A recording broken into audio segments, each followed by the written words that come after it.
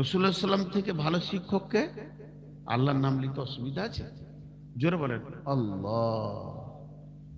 সেই আল্লাহ আমাদেরকে আলামে আরওয়াতে যখনই আত্মাগুলো জন্ম হয়ে গেল আদমের পিঠ থেকে, তো প্রথম শব্দ দিলেন আলাস্তু বিরব্বিকুম, আমি কি তোমাদের প্রভু নই, আমি কি তোমাদের রব নই? তাহলে প্রথম শিক্ষা পেলাম রব। আর সারা দুনিয়াটা রবের ওপরে ভরসা করে জিন্দেগি করতে হবে। ওয়া আলা রব্বিহিম ইয়াতাওয়াক্কালুন, খাওয়াতে উঠাতে বসাতে লেনদেন চলাফেরা বিপদ আপদ সব কিছুতে আল্লাহকে ধরে থাকতে হবে। আর সেই রবের গোলামি করতে হবে। গোলামি করতে করতে শেষ নিঃশ্বাস পর্যন্ত রবের ওপরে বিশ্বাস রাখতে হবে। যখনই রবকে সঙ্গে রেখে দিবেন, তো কবরে প্রথম প্রশ্ন হচ্ছে মান রব্বুকা। মিলল না? যে সাবজেক্টের উপর আল্লাহ ক্লাস করেছে সেই সাবজেক্টের উপর আল্লাহ প্রশ্ন করেছে। কত সুন্দর। এবার একটা উদাহরণ দিব। আপনাদের যে গ্রামে বিদ্যুৎ গুলো জ্বলছে, আলোগুলো, লাইট জ্বলছে, ফ্যান ঘুরছে, এটা কোথাকার বিদ্যুৎ? বলে না? ফারাক্কা, এনটিপিসি, তাই তো? ফারাক্কা তো আপনাদের বরণী, বরণীর বিদ্যুৎ। এবার বলেন, বিদ্যুৎটা তৈরি হচ্ছে কোথাও? বরণীতে। সেখানে টারবাইন আছে, তাপ বিদ্যুৎ হোক জলবিদ্যুৎ হোক, টারবাইনটাকে ঘোরানো হচ্ছে, ঘুরিয়ে তার ভিতর থেকে বিদ্যুৎ তৈরি হচ্ছে। ওই টারবাইনওয়ালার উদ্দেশ্যটা কি? সরকারের উদ্দেশ্য কি?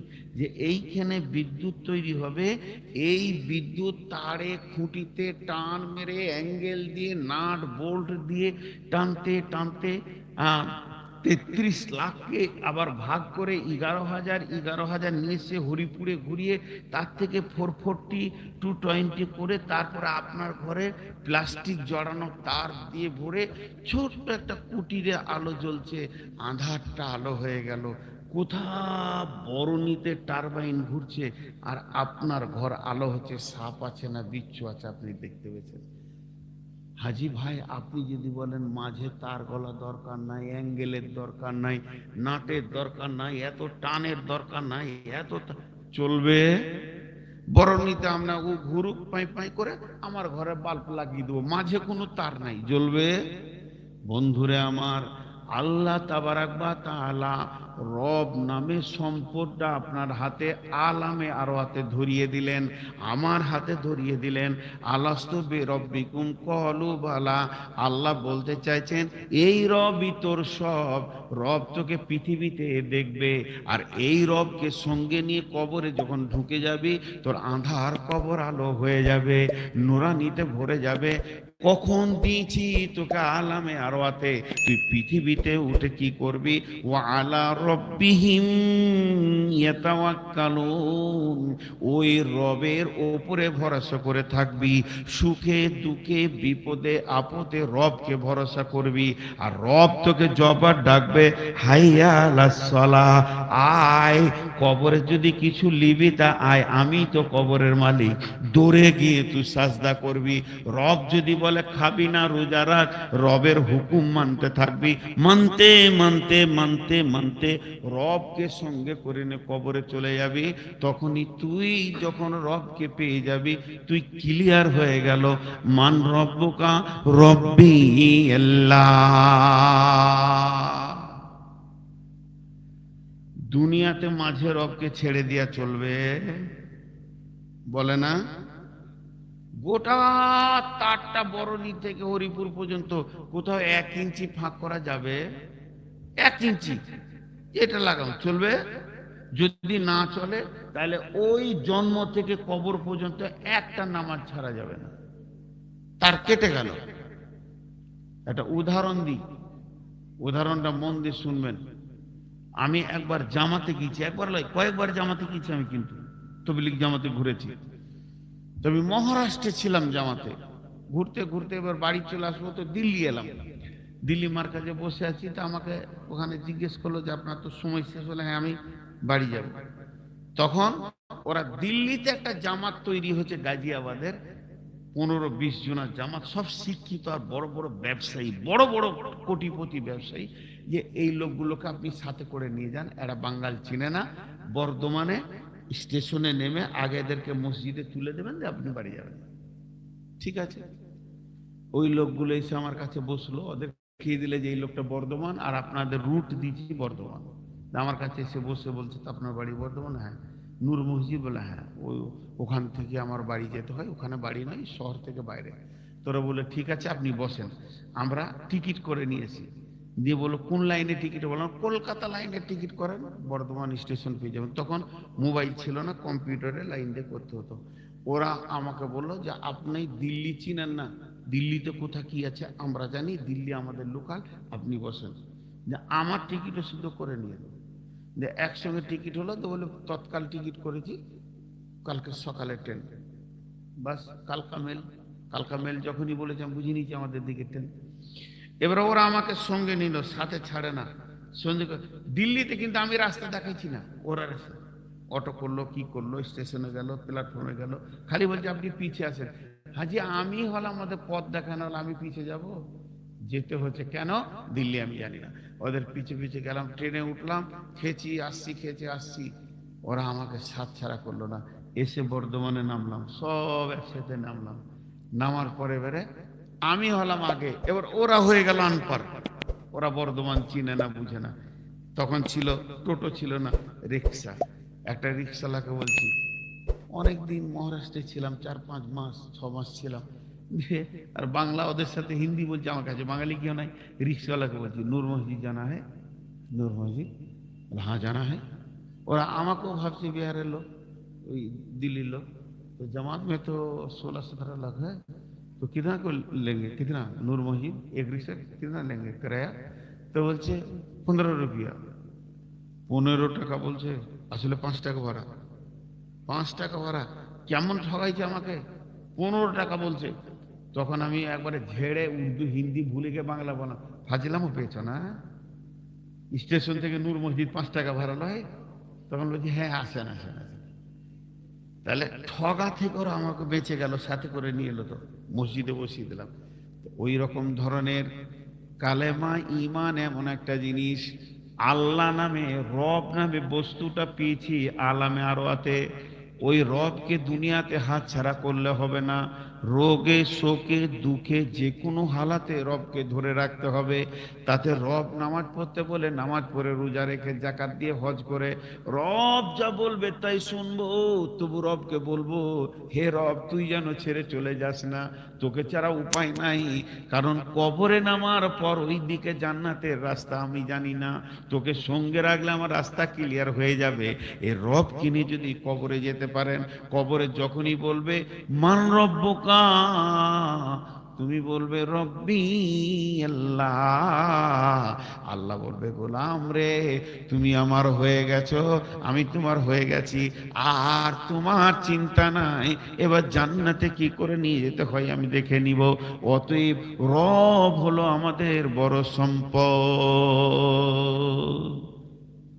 উঠিয়ে নামে আর 10 মিনিট বাইন করে ছেড়ে দেব, কারণ কালেকশন করতে হবে কিছু। দ্বিতীয় প্রশ্ন হচ্ছে মা দিনুকা, তোমার দিন কি? রেখে দেন, পরে বলবো।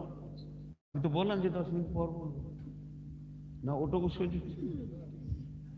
দ্বিতীয় প্রশ্ন হচ্ছে মা দিনুকা, তোমার দিন কি? দিন বলতে তোমার নীতি, তোমার চলাফেরা, তোমার ইজিম, তোমার রুলস, তোমার প্রসিডিওর, তুমি কোন নীতি মেনে চলো, সেই আমাদের নীতির নাম কি? ইসলাম। নীতির নাম কি? ইসলাম। বুক ভরে বলবো ইসলাম থাকলে তো বলো। হ্যাঁ, আমার কাছে ইসলাম নাই। একটা নাস্তিক আর একটা আস্তিক দুজন প্লেনে যাত্রা করছে, যাচ্ছে ইংল্যান্ড, ভারত থেকে। একজন মৌলানা, একজন নাস্তিক। তো উল্টা পাল্টি প্রশ্ন করতে করতে নাস্তিকটা শেষ প্রশ্ন করলো যে ইসলাম পরিপূর্ণ আছে এরকম একটা দেশ দেখান, না পারবেন তো একটা রাজ্য দেখান, না পারবেন তো একটা জেলা দেখান, না পারবেন তো একটা পঞ্চায়েত দেখান, না পারবেন তো একটা গ্রাম দেখান, না পারবেন তো একটা লোক দেখান যাকে দেখলে বুঝে নিব যে এর কাছে পরিপূর্ণ ইসলাম আছে। আমাদের ইসলাম পরিপূর্ণ কারো কাছে নেই। ইসলাম অনেক আগে মারা গেছে, ইসলামের জানাজা হয়ে গেছে, দাফন হয়ে গেছে, মুখে ইসলাম আছে গো, পরিপূর্ণ ইসলাম নাই, পরিপূর্ণ ইসলাম। মান নবিউকা, তোমার নবীকে, নবী আমার মুহাম্মাদুর রাসূলুল্লাহ সাল্লাল্লাহু আলাইহি সাল্লাম। তাহলে লা ইলাহা ইল্লাল্লাহ এ তৌহিদ, মুহাম্মাদুর রাসূলুল্লাহ এ रिसाला, ला इलाहा इल्लल्लाह दिखाने का चीज नहीं है, मुहम्मदुर रसूलुल्लाह छुपाने का नहीं है, ला इलाहा इल्लल्लाह दिखा नहीं सकता, मुहम्मदुर रसूलुल्लाह छुपा नहीं सकता। আল্লাহকে যেমন দেখা যায়নি, লা ইলাহাটা অন্তরের ব্যাপার, এটা কোনোদিন দেখা যাবে না। কিন্তু একটা লোকের কাছে মুহাম্মাদুর রাসূলুল্লাহ আছে কিনা চোখে দেখলেই বলে দিব। গাল চাঁচা বলছে আমি মুহাম্মাদুর রাসূলুল্লাহ, তুই ঝুঁটা আছিস। বাম হাতে পানি মারছে, বলছে আমি মুহাম্মাদুর রাসূলুল্লাহকে মানি, তুই ঝুঁটা মাল। চলাতে উঠাতে ফিরাতে, পেশাবে পায়খানে, শোয়াতে সফরে, কোনো জায়গায় তোমাকে নবীকে পাওয়া যেছে না, তোমার ভাষাতে পাওয়া যেছে না, তোমার দাঁড়ানোটা রসুলের মতো নয়, তোমার কথাটা রসুলের মতো নয়। তুমি মানুষকে বিরক্তিকর কথা বলো, কথার মাঝে তুমি কথা বলো, তুমি বাম দিকে থুতু ফেলো না ডান দিকে থুতু ফেলো, তুমি বাড়ি চালাতে চালাতে গুটকা ভরেছো মুখে, পিচ করে ডান দিকে মেরে দিলে, নবী মোহাম্মদ এরকম মারেনি। তুমি কোনো কাজ করবে সূক্ষ্ম থেকে, নবীজি পেশাব কেমন করে করেছেন, একজন খ্রিস্টান দার্শনিক বলেছেন উনি এমন একজন গুরু ছিলেন, ওর শিক্ষাটা পায়খানাতে পেশাবখানায় ঢুকে গেছে, এমন শিক্ষক পৃথিবীতে আসেনি। রাসূলুল্লাহ সাল্লাল্লাহু আলাইহি ওয়াসাল্লাম শুধু ক্লাসে পড়াননি, নবীজি পায়খানাতে পড়িয়েছেন। পায়খানা ঢুকবেন কোন পায়ে, বের হবেন কোন পায়ে, বসবেন কেমন করে, মাথায় হাত দেবেন কেমন করে, তাহারাত করবেন কি করে, কিভাবে বের হবেন, কত কথা পায়খানায় বলেছেন, পেশাবখানায় কত কথা বলেছেন। শুধু তাই নয়, স্বামী স্ত্রী একটা লেপের তলায় ঢুকে যাবেন, শিখানো নবী মোহাম্মদ কথা বলবে, তুমি বিবির সঙ্গে কেমন করে মিলবে, কেমন করে গোসল করবে, সন্তান জন্ম নেবে, নাম কি রাখবে, নবী মোহাম্মদের ক্লাস কোথাও বাকি নাই। বিয়ে বাড়িতে নবী মোহাম্মদের ক্লাস আছে, কেমন করে বউ দেখা শুরু হবে, বউটা কে দেখবে, ছেলে দেখবে, ছেলের বাপ নয়, ভাই নয়, বন্ধু নয়, এখান থেকে শুরু করে বিয়ে হওয়া থেকে বাসর ঘর পর্যন্ত নবী মোহাম্মদ কোন জায়গায় নাই খালি বলে দেন। তাই একজন খ্রিস্টান বড় প্রফেসর দার্শনিক বলেছিলেন, নবী মোহাম্মদ যদি আর 10 বছর বাঁচতো, আর 10টা বছর যদি পৃথিবীতে নিঃশ্বাস পেত, আর 10 বছর যদি আল্লাহ রেখে দিতেন, ইসলাম ছাড়া দ্বিতীয় কোনো ধর্ম আর পৃথিবীর বুকে পাওয়া যেত না।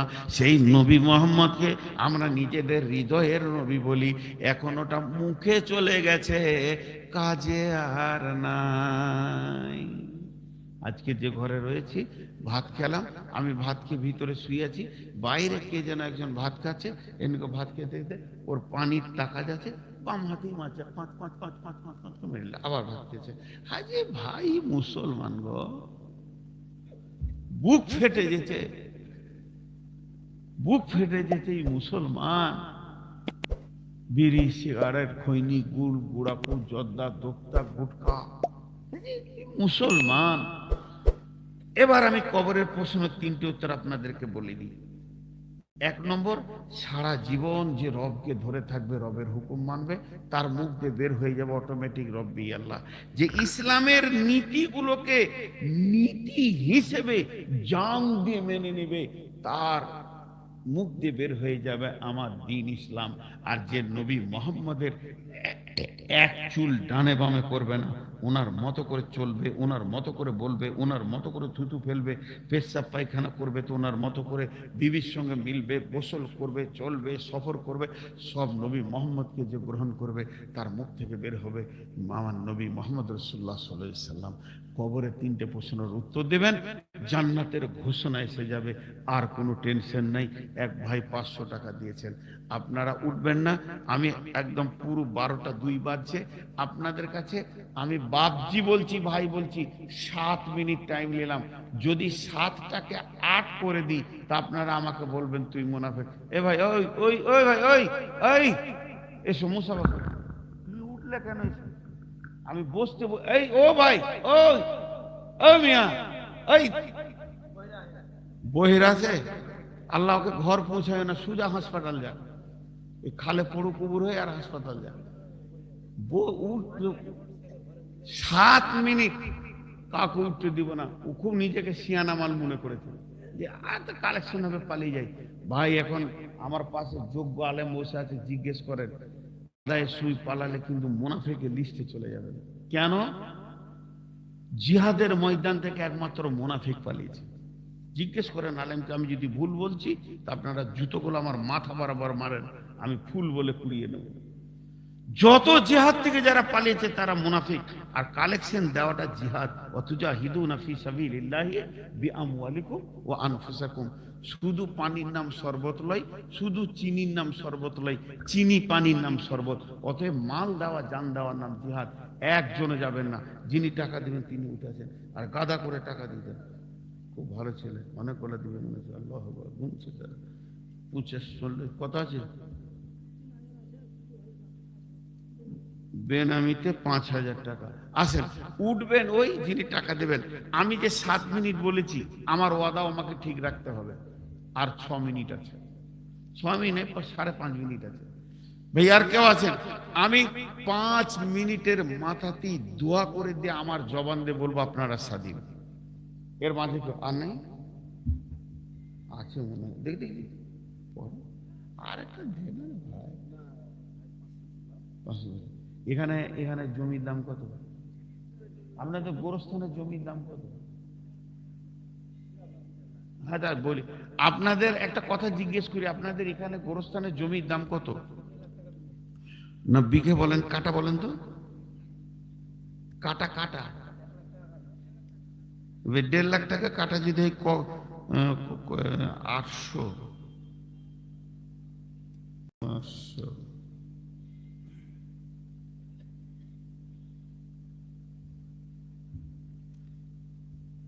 1.5 লাখ, ওই মোটামুটি ধরেন 12,000 টাকা পড়বে একটা কবর। 12 থেকে 13,000 টাকা নিজের নিজের কবরের পয়সাটা দিয়ে দেন। আর নাই ভাই, 12 থেকে 13,000 টাকা পড়বে একটা কবর।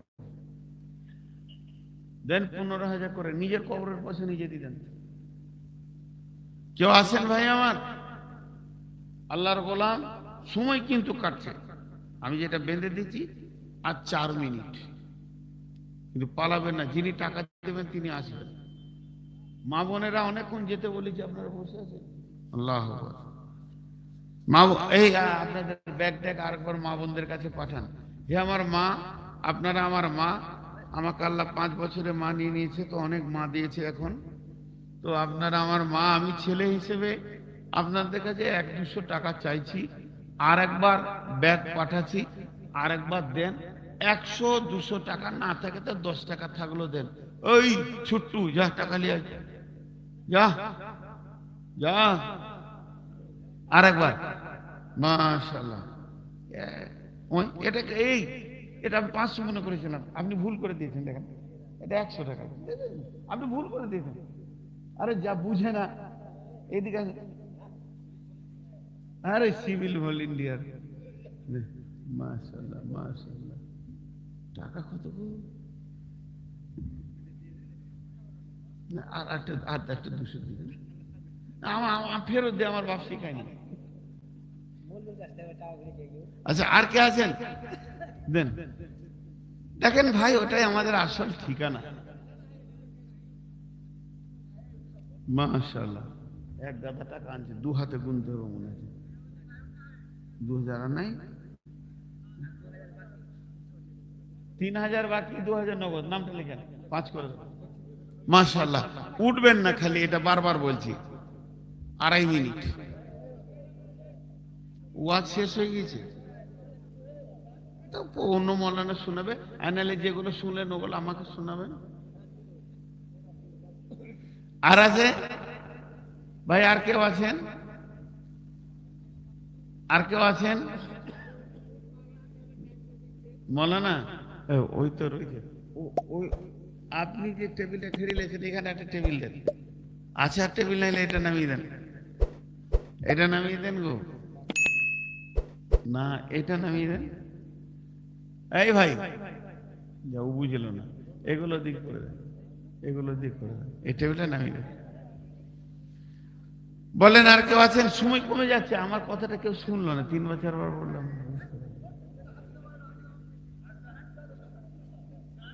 মাশাআল্লাহ,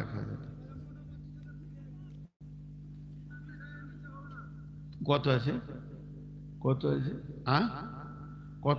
2000 আর 3000 পরে দিয়ে দেন ইনশাআল্লাহ, ইনশাআল্লাহ।